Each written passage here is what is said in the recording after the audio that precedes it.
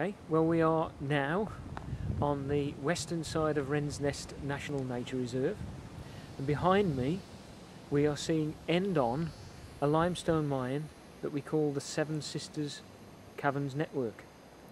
And limestone mining here at Wren's Nest began many hundreds of years ago. Initially, lime was used to burn as a material to treat the fields, and at the same time it was used as a building material. So about a mile in the other direction over there we've got Dudley Castle. Dudley Castle is entirely built of limestone, and the limestone itself is entirely built of the dead bodies of sea creatures that lived here about 420 to 430 million years ago.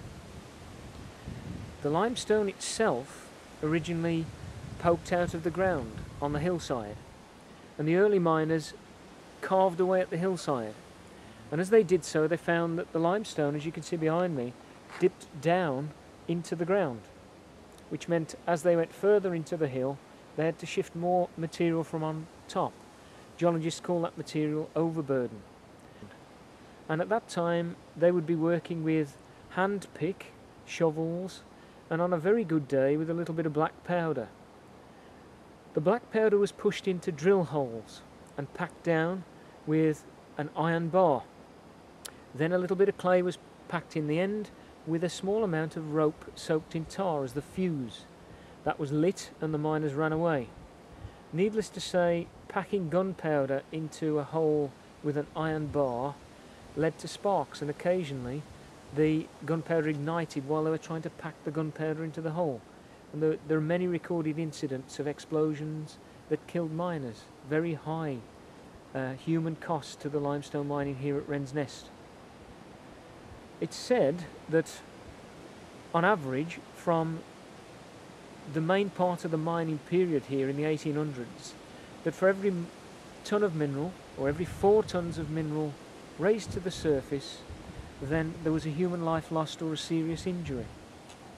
In its heyday, the mines at Wren's Nest were producing 90,000 tons of limestone a year, so the human cost was very significant. And the actual working conditions for the miners were pretty difficult too. They worked a 6-day week, 12-hour shifts, working 72 hours a week, and for that they could barely find enough resource to feed their families and home their families. So these were difficult times. But there was a glimmer of hope in that darkness, because as the miners went deep, they began to find fossils. Just about the right time for science to be born in Europe. And as such, great scientists came with fat purses in search of new discoveries, life forms from the rocks. And those life forms from the rocks spelled real money in the pockets of the miners.